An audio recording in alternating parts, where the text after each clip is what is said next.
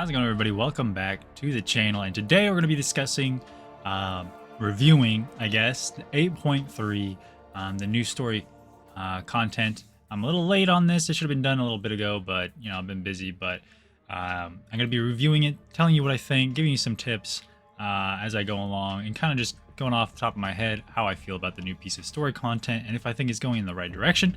I am speaking from a very I guess high-end account, so keep that in mind. I'm a Paragon level with several rank 2s and several rank 5s, so keep that in mind as I go through and tell you my experience. It could be different for you depending on the size of your account and stuff, but let's just jump into it. So first things first, biggest change was the amount of paths in the quest, and that is a huge W. It was amazing.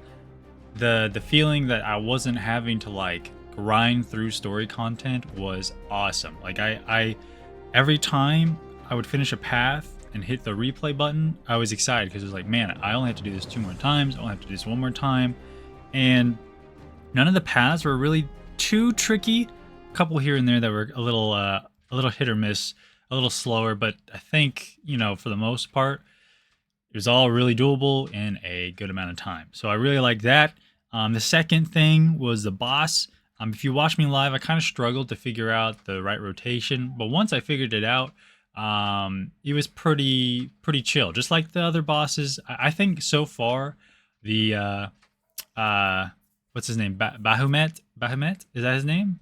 The Hulk, whatever one, the Hulk boss.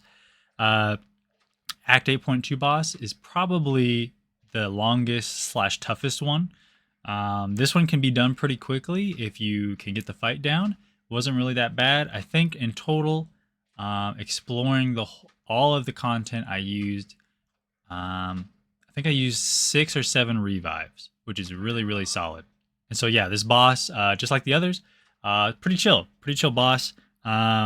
Again, like the designers said, I forgot their name, but I remember watching them on stream.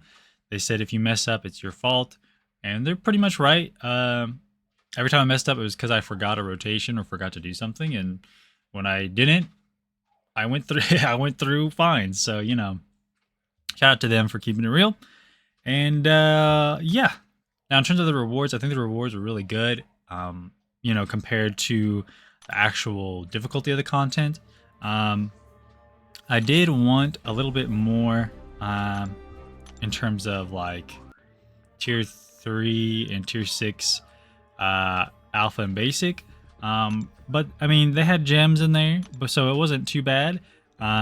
Completion rewards were pretty solid, just going through once, pretty good. And then these were all right. I would have liked to seen 200 tier 2 primordial dust, and a little bit more Titan crystal shards. But yeah, the rank 5 was really cool. What is this? Oh yeah, and the rank 1 to 2 was really awesome as well. And full 7-star, can't beat that.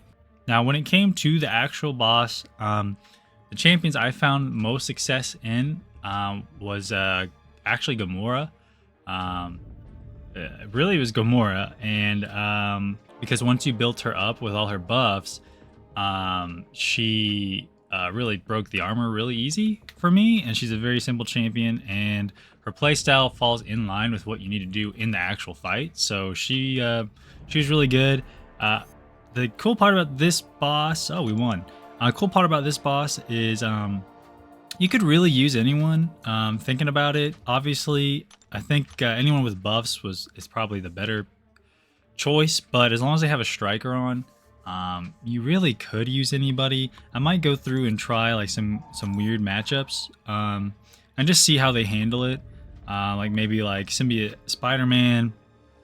I think someone already did Red Goblin, so maybe like, I don't know, Venom the Duck, Medusa, you know, those kind of champions, just to see how they do. But yeah, you really could, I think, use anybody, at least on that first path.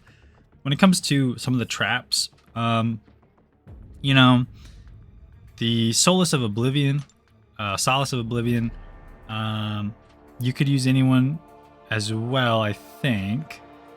And then this one, the corrupted armor repairs 25% faster for each armor break debuff or damaging debuff on Ceratus. Repair time slowdown. So yeah, I mean, point is, I guess you could just use anyone. I don't know why I'm making this so long. Now, when it comes to the other bosses, I really didn't have too much of a problem with any of them. Because the paths were so straightforward, I always had almost a full team to take care of the bosses with. So I never really had to struggle with all the rest of them.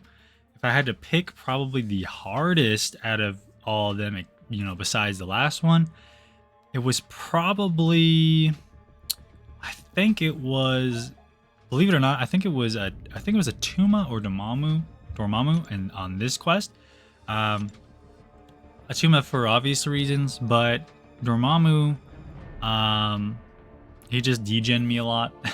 I didn't really bring in, I guess, the best counter, but anyways, I think Atuma was probably the hardest for me, but he has shock vulnerability, so if you have a Shuri ranked up for this counter in Battlegrounds, you're probably not going to have trouble with this at all. So yeah. Anyways, that's enough rambling for me. Overall, probably like 8 out of 10 or 9 out of 10 for this piece of content right here. If the next quest is like this, and the next quest is going to include, remember, not just the chapter rewards, but the completion for the whole act rewards and exploration rewards. I mean, it's gonna be an exciting time, man. Exciting time. I wonder what they'll do. I bet they throw in a 3 to 4 somewhere in here, but I don't know. So yeah, overall, really enjoyed it. I honestly just have fun doing this content with random, you know, champions. It really, you know, lets me use my roster in ways that Battlegrounds doesn't allow me to. And yeah, that's it for this video. That's my overall thoughts on it, and yeah, that's all I wanted to do today. Let me know what you thought about the Act 8.3 below if you did it. If you want to see another video, it's over there. If you made it this far, consider subscribing, and I'll talk to you in the next one. Y'all take care.